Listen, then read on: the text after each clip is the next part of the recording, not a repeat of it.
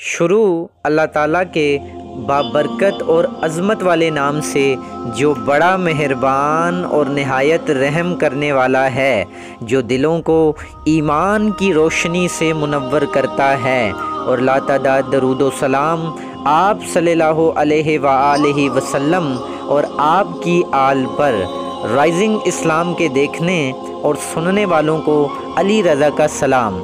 کیسے ہیں دوستو؟ آج کی اس اہم اور معلوماتی ویڈیو میں ہم یہ جاننے کی کوشش کریں گے کہ اسلام سے قبل عیسائیت کا ظہور کیسے ہوا اور عیسائی مذہب کس طرح عوام میں تیزی سے پھیلا، اس مذہب کو پیش آنے والی ابتدائی مشکلات کیا تھیں اور اس کے عقائد کیا تھے۔ اس ویڈیو میں ہم یہ بھی جاننے کی کوشش کریں گے کہ یہودیوں اور عیسائیوں کے آپس میں بنیادی اختلاف کیا ہیں۔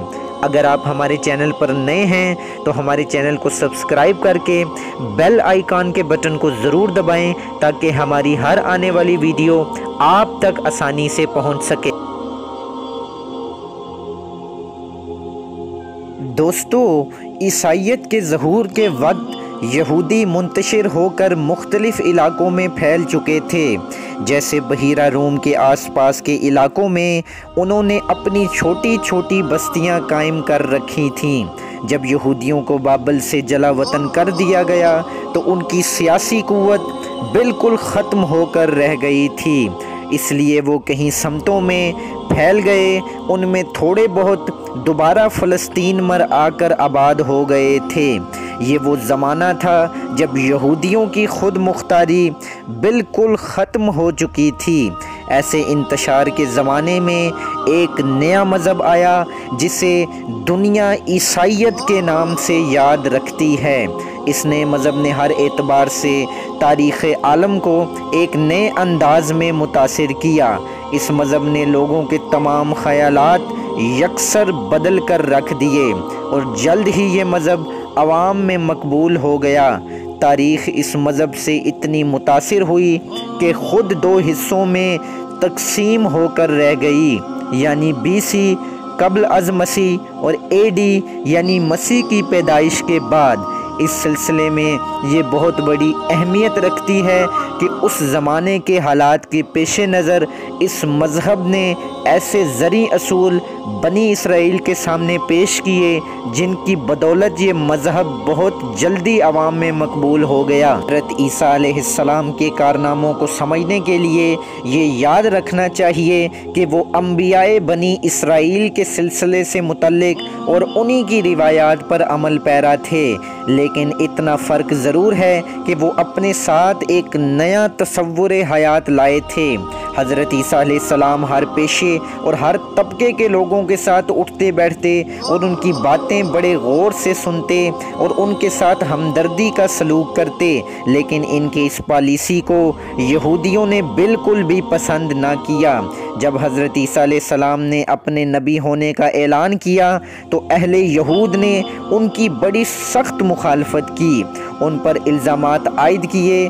حضرت عیسیٰ علیہ السلام پر ان تمام باتوں کا کوئی اثر نہ ہوا، بلکہ وہ اپنے مذہب کو پھیلانے میں پہلے سے بھی زیادہ کوشش کرتے رہے۔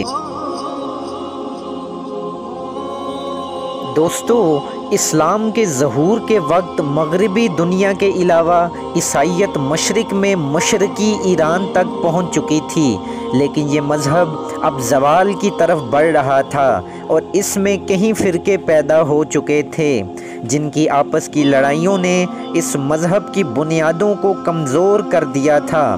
پادری خود دنیا پرستی کا شکار ہو گئے تھے۔ وہ لوگ ہر وقت اس کوشش میں رہتے تھے کہ زیادہ سے زیادہ دولت کیسے حاصل کی جا سکے، کیسے امیر بنا جا سکے۔ مذہب کی خدمت کا کام انہوں نے بالکل چھوڑ رکھا تھا۔ مذہبی رہنماؤں کے گروہوں میں مرد اور عورت دونوں شامل تھے۔ ان لوگوں نے مذہب کو حکومت سے عزت پانے اور دولت اکٹھا کرنے کا ذریعہ بنا رکھا تھا۔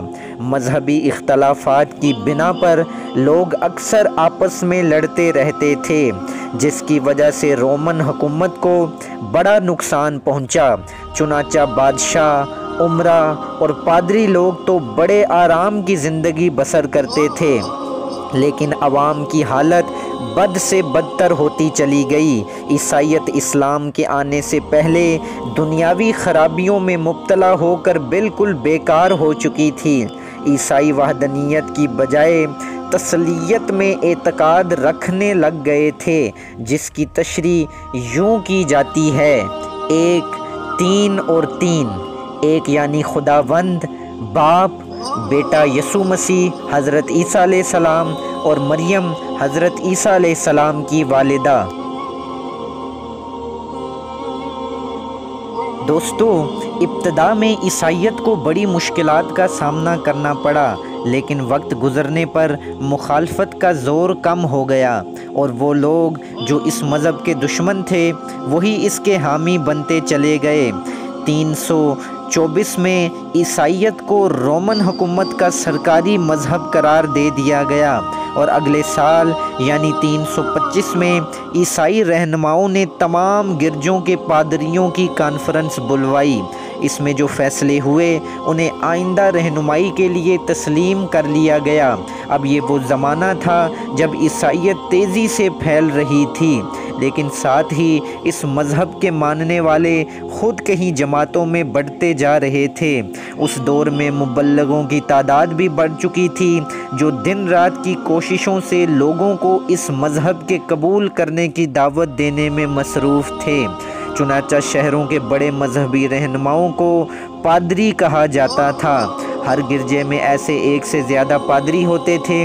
اس مذہب کے بارے میں یہ بات بڑی اہم ہے کہ ہر دور میں اسے چند بیداد مغز لوگوں کی خدمات حاصل رہی ہیں۔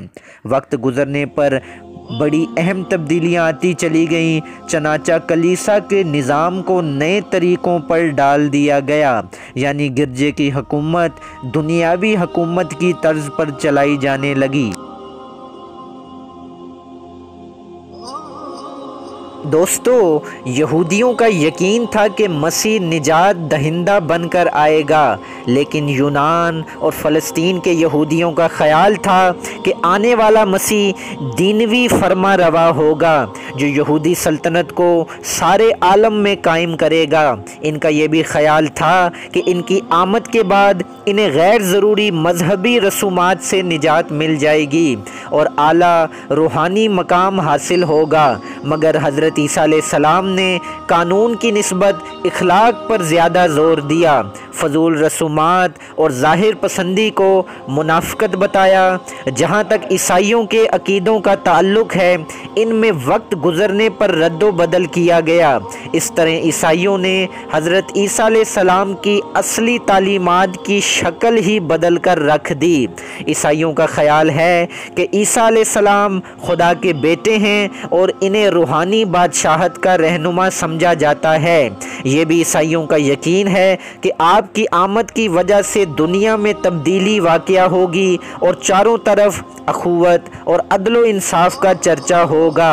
عیسائیوں نے یہ بھی عقیدہ اپنا لیا کہ انسانوں کے مقابلے میں خدا کی وہی پوزیشن ہے جو بیٹوں کے مقابلے میں باپ کی ہوتی ہے۔